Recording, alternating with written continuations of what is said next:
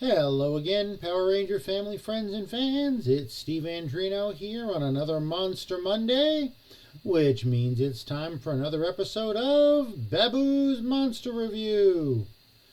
We are up to episode number 27 of Season 1, episode entitled Wheel of Misfortune. Kind of a unique Monster of the Week today, as we'll see in just a moment. We're just going to jump right into it here. And here we go. Exterior shot of Ulysses S. Grant High School in Los Angeles. So we're rehearsing for a play in one of the classrooms. That you can spin all of this straw into gold. If not, then I will lock you into the dungeon forever. And it looks like we are doing Rumpelstiltskin. We're talking about spinning straw into gold. Whatever will I do? Well, that's your So cue. whatever will I do is the line. Keep that in mind for later. Whatever will I do? What's the matter, sweet cheeks? Why are you crying? Where's your costume, Papa? Hey, just add a little touch of the 90s, Mr. Kaplan. He's just being so snarky there. That is great. I don't know too many kids that mouth off back like that to the principal. And I don't know too many schools where the principal is the one actually directing the school play, but whatever. Wow, bummer. Don't sweat it, So again, the story of Rumpelstiltskin. Yeah, he's She's definitely an original. tasked with spinning straw into gold. She's making me mess up my If life. she doesn't get to do it in one night, she gets thrown in a dungeon, calls upon Rumpelstiltskin to do it, but the whole point of it is she does not know his name. She has to come up with his name, Rumpelstiltskin, before he will actually perform the task to save her. Kids. Let's take a break before something else gets broken. Don't get so bent out of shape, Kimberly. This happens to be very important to me. Okay, so now we find out that the spinning wheel is her grandma's antique spinning wheel. I don't know why you would volunteer to use an antique real something in a play or movie, although that does remind me of in the Quentin Tarantino movie, The Hateful Eight. One of the characters is playing a guitar, and Kurt Russell's character grabs it from her and smashes it against one of the posts holding up the roof in the bar they're in. Well, Tarantino arranged to have an authentic, antique, very valuable guitar to be used for this scene, with the understanding that they would yell cut and then they would switch it out with a duplicate for Kurt Russell to smash. Well, apparently Kurt Russell was a little too into character and either didn't hear cut or just reacted quicker than they were expecting and took the real antique guitar and smashed it and destroyed it. Yes, not a happy moment for Quentin Tarantino or anybody else in the cast or crew trying to explain that one. So yes, it does happen, but I wouldn't expect a high school student to volunteer and donate for use in a school play a valuable antique. I don't know, maybe that's just me, but I know what I was like in high school, and I definitely wouldn't trust any high school kids with my antiques. And of course now my Empress Rita has a great idea on how to use that. So again, this is going to be a very different type of Monster of the Week.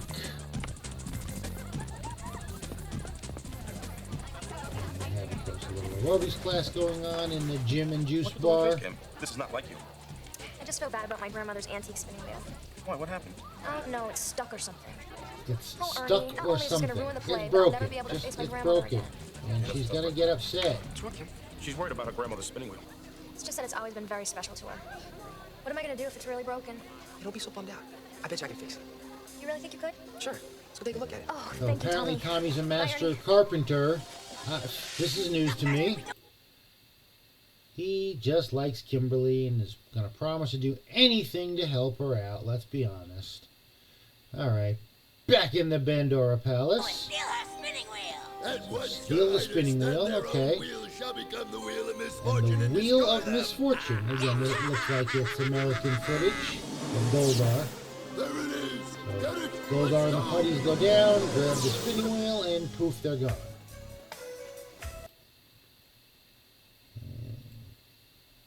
Thank you so much, Tommy, for Thank doing you this. for doing Really this. appreciate Hey, no problem. Let's go take a look at it, and surprise, surprise, surprise, it's gone. It has to be here somewhere. Rumpelstiltskin props. it. I don't see it Okay. anywhere. Let's ask some of the kids if they know anything. Oh, I don't know. Tommy, whatever. Alright, so we're gonna ask some random extras, no names. Have you seen the spinning wheel from the school play? Oh, it's fine. Have you seen the wheel from the play? Sorry, no. How about you? And I love how you actually don't see any of the extras speaking. You don't see their mouths moving. And this is most likely because they use their voice actors to to speak the lines. Because if you have an extra who ends up with a speaking line, that's a bump in pay. That pay goes up, and they either, on an actual union project, that's your hope and dream as an extra, that they like you and give you a line, because now all of a sudden you can get a SAG-AFTRA card that way. Now again, that's old days. SAG and AFTRA actually used to be two separate unions, AFTRA being just for TV and radio. SAG was screen actor, so that was for movies. So you actually needed two different cards back in the day. And again, that was at least through mid-90s when I was doing it.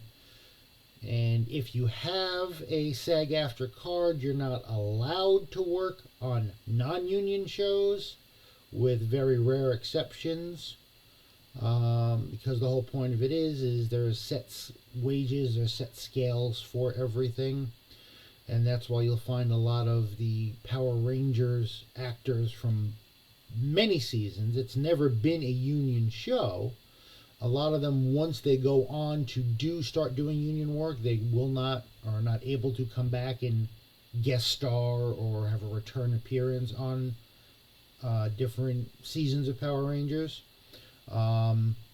Again, very rare exceptions to that rule. Some characters are so iconic that it can be done, but it's frowned upon at the very least. Speaking of which, I did actually get an AFTRA card when I was still acting. Besides doing Power Rangers, I did some extra work on a couple of other shows and movies, including ER and the movie Panthers, about the Black Panther movement during the early 70s. And then I got a call one day to come in and be on Days of Our Lives, soap opera. They wanted me to play a police officer in the police station. So I'm like, okay. I thought it was still just an extra role, but then shortly thereafter, I got an AFTRA card in the mail for doing that. Which I was like, oh, okay, I didn't know that it was a union job. Extras don't normally have union cards. You're not in a union to do that because you're just walking around in the background. You have to have a line or a specific action that you need to do that would require you to have the union card, and that's your foot in the door kind of thing. Or if you just happen to get cast for something, the casting director and the producers absolutely love you and you're the perfect person for the role, then they have to get a waiver and you pretty much have to join the union after that. And again, no more non-union stuff. This is, again, we're talking 30 years ago. I know SAG and AFTRA have combined into one union. I just don't know what the policies are now for doing non-union work as a union member and vice versa. But I do know that from interacting with some of the other Rangers at conventions, yeah, if you're union, great. If it's a non-union show, well, I really, if they've done other things, it's hard for them to go backwards and go back into doing a non-union show. It is very much discouraged. Okay, there's your business side of acting lesson for the day. Let's get back to the show.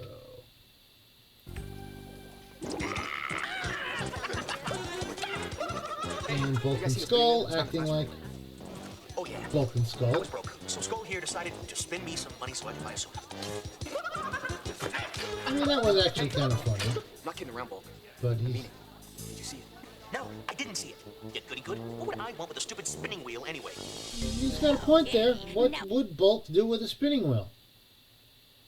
And again, you'd think by now, anytime something odd happens in Angel Grove, this is your first thought.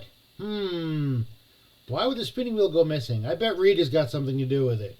I will summon the Dread Wheel of Misfortune. Okay, here we go. Here's the monster of the week. It's a spiked wheel that flies or levitates or whatever you want to call it. That's the monster. Can't really talk much about the costume or the difficulty in performing in the suit or anything like that because it's What's the matter? Is that quite stressful? just a wheel You with guys aren't spikes gonna on believe it. this. Somebody walked off with my grandmother's prized antique spinning wheel. That's awful. I know. Again, Rita, Mike, will you? it's a little hard to walk off with something that big and not be noticed. Unless it just like teleports out of Green there. Ranger is on his way to Angel Grove Park. I've sent the petty patrol to take care of him. Again, that sounds like Goldar working on his own. Didn't seem like Rita said, hey, Goldar, go ahead and send the putties after the Green Ranger. You know, my former champion. doing here? I don't have time for this. Alright, and we've got 4 of them, it looks like. Okay. And again, he quickly hold his own.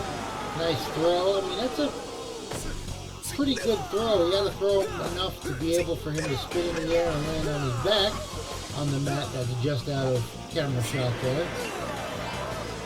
That was a little easier because the guy's already jumping. That was just a, while I'm jumping over you, put your hand up and push me kind of thing. Got some good work here. Good teamwork by the putties. Let's run around and confuse him a little bit. Uh-oh, I need to get to my bag. And no, he did not really backflip onto that. That was a forward flip. That was one in reverse. Good job by the putties getting the bag away from him. And here we go. Oh, wrestling move. Reach under the bottom rope and trip up your opponent. And they've got him tied up. Why did I put my communicator in the bag? Because you're not very smart. Why would you leave your communicator in the bag? It should be on your wrist at all times. Power Ranger down, 5 more to go. Okay, and now something's up. Zordon gets to tell them, hey, you've got something to do. No time to be upset about your grandmother's spinning wheel. We have a desperate situation, Power Rangers. Run away. The mysterious disappearance of your grandmother's spinning wheel has been solved, Kimberly. Goldar has stolen it, Why? so that Rita could put an evil spell on it. Why? Now we can destroy Goldar everything stole touches it Power because Rangers, he including you. wanted to use it himself. Behold the viewing globe. Because he thought he Part of really Rita's could plan spin is to straw keep into Tommy out gold of the with way. it. What do you think? But by outsmarting her, you can break the spell and destroy her evil wheel. Oh, Her Tommy. evil wheel, which will destroy anything it touches. To do, Power Rangers. Goldar and Scorpion are on the rampage. First, you must deal with them. Looks like it's Morphin time. Mastodon, Pterodactyl. Yeah. Morph. Let's go. Okay, battle time. She looks mostly human when she's small. Just saying. And again, Rita seems to have learned the lesson that, more people on your side fighting 5 or 6 Power Rangers, the better. I am over you. Watch now what happens and see how high they grow.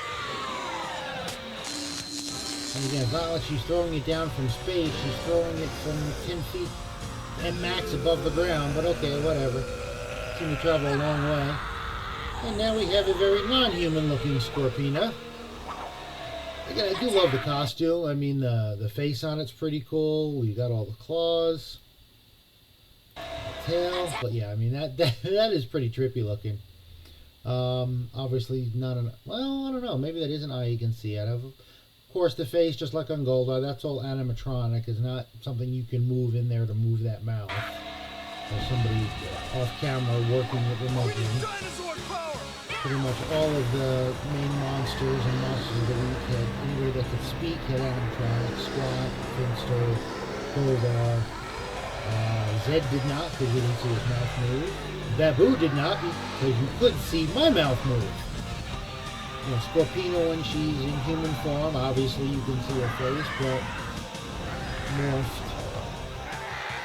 Giant form. Okay, watch this real quick. This is the first time I noticed this. This sequence runs a little longer than some of the other Zord sequences. Just watch carefully as it's flying out of the volcano to... It actually gets to fly off screen this time and smack right into the tree. That's the first time I've seen that, so I don't know if that's actually happened before. That just happened to be the first time I caught it, or that's the first time they ran that sequence that long where it actually shows it hitting the tree. Let's go! Alright, so we're going into individual Zords. That's the Red Ranger! Roll the net! And Goldar says, I'm ready for you, T-Rex Zord this time. And apparently the net's electrical and shorts him out. And Goldar's like, I got this now. And they're beating up on T-Rex pretty good. And of course, Jason inside of it. Fire, Sabretooth fires, really has no effects. Scorpina, lightning bolts, Mastodon and Sabretooth, the two non-dinosaurs.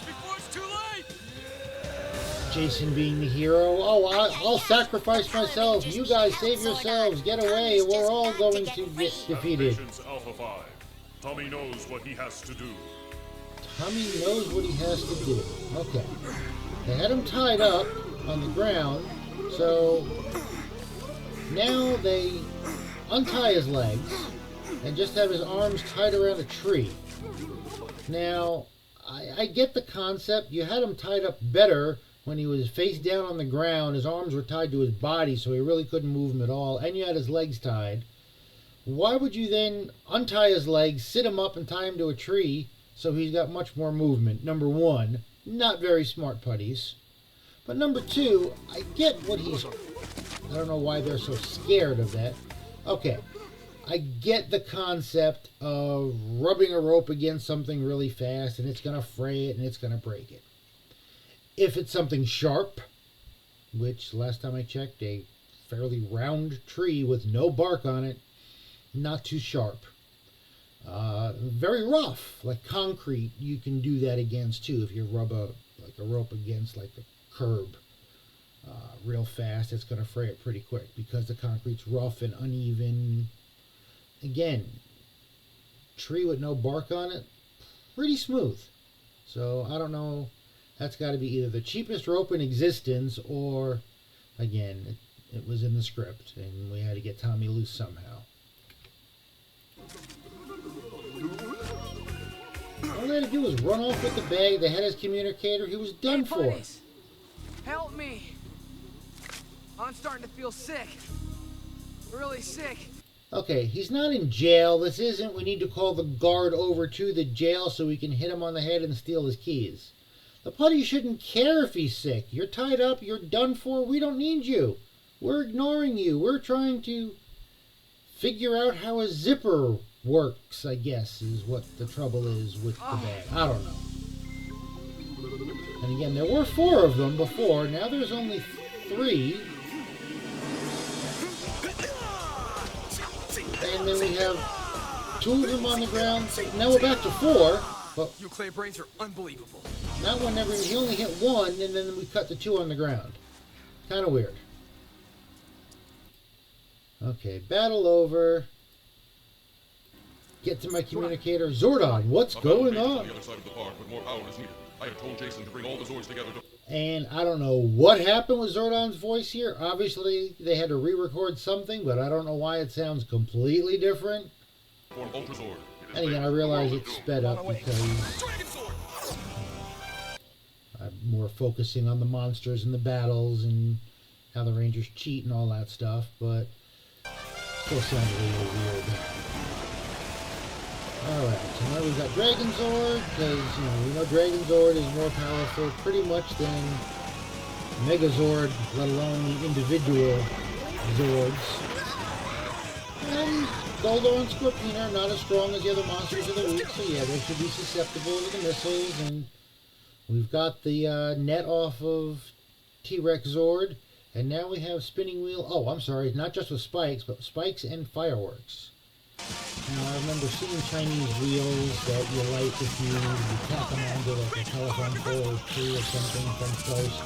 And then you light it and they'll spin and, you know, emit sparks, and that's cool. Never seen them spiked. But okay. But again, it was commented that it will destroy anything it touches. Okay. And again, we go tank mode. We don't even take any shots. Let's go right to Megazord mode. Smart. We know this works. Better than tank mode. And Jason being smart, we know the Power Sword pretty much defeats everything. Almost. Get to the last couple episodes. Now, I'm sorry, if the Wheel of Misfortune destroys anything it touches, then Megazord's destroyed. It should be. The sword ain't doing anything to him. Zord's been hit a couple times by the Wheel of Misfortune. Now we have Titanus. You remember the enemy they had to get past last time in the form of teamwork. That they being Jason and Tommy. Now all of a sudden they know Titanus' name and they're able to call on Titanus and he's on their side. And then we add Megazord to him to form the Ultra Zord. Or Dragon Zord. And just like, fire all photon torpedoes and phasers and boom, one shot. Fire everything, boom, done. Wheels gone. I should have done that at radio. Okay, yeah. So Goldar's like, I did better against him. I'm gonna get him next time. You already had Green Ranger tied up. You went backwards on that. I don't understand that one, guys. Tell you what, man, the Wheel of Misfortune is gone. Ta-da! Yeah, The destroyed it all right. But you guys, what about my grandmother's spinning wheel is now back, and of course Kimberly's the last one in the room to find out. Way? No way. Way. It works. But how did it get here? This is most mysterious. Really? So it was mysterious how it was taken away, but we know Rita took it, so we defeated it. How did we get it back? Gee, I wonder. Because it's in the script. This just in. We've just gotten word that once again the amazing Power Rangers have saved our fair city and the world from one of Rita Repulsa's lethal monsters. Just when it was getting Okay, now all of a sudden the news knows Rita Repulsa's name? Come on. my favorite part. I mean, yeah, she has come down to Earth a couple times, but so the Power Rangers went to the news station. Hey, next time you report on us, this is the bad guy's name. Okay. He better spend all of his straw into gold. Or else. Not quite the way he said it either, but that's not the important part. Now there are 3 piles of straw to spin into gold. Woe is me. Whatever shall I do? Whatever shall I do? Oh, where's Rumpelstiltskin? That's not the line. The line is, whatever shall I do? Because you're not supposed to even know Rumpelstiltskin's name yet. Sorry, this is not Bulk missing his cue. This is Kimberly giving the wrong line. But no, we had to make it funny. That's fine. Now they have to throw him out on Never stage. fear, fair babe. I said I'd be here, and here I am. Took you long enough. Took you long enough. Give us a smooch, fair babe. Yes, of course. But Now first you we're have to spin all the backing straw off. to gold. Yeah, not quite. Get ready to pucker up there, Dane. These lips are only for Tommy.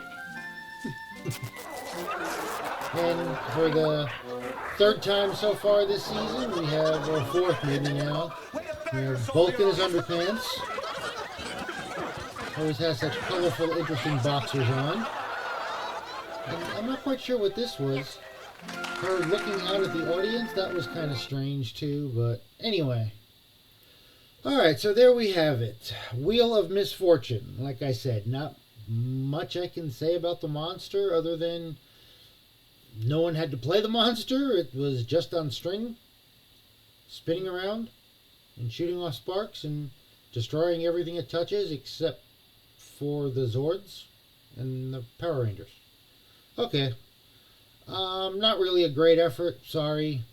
I'm not sure what the original thought process was on the original Zeo Ranger episode.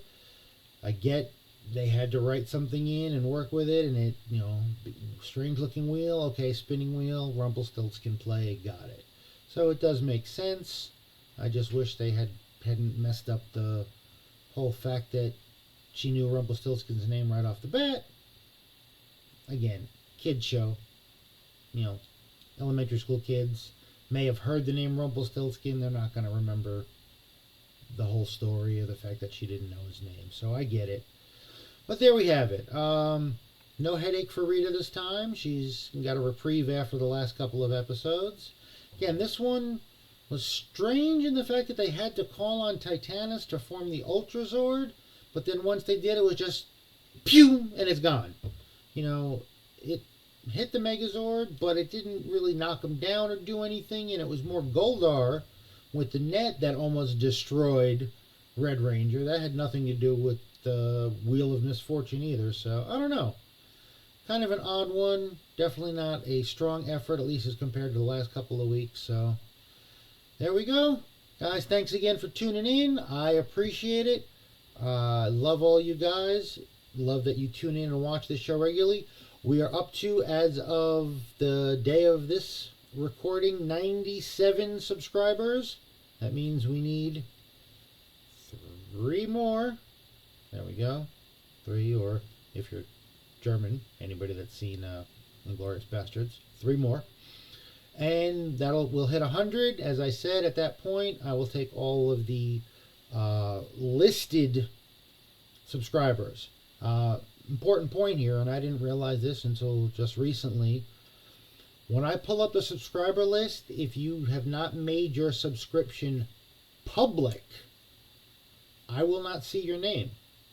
I may have gotten a notification, months ago that you subscribed, but those don't last. So I can only go by the names that are on the list as public subscribers, and that's who I'm going to have to pull the winner from.